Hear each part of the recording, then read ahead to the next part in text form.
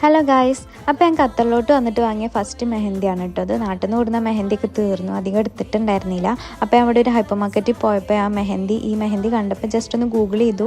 Google പറയുന്നത് best seller എന്നൊക്കെയാണ് പറയുന്നത്. അപ്പം ഒന്ന് ട്രൈ ആയിരുന്നു വാങ്ങി.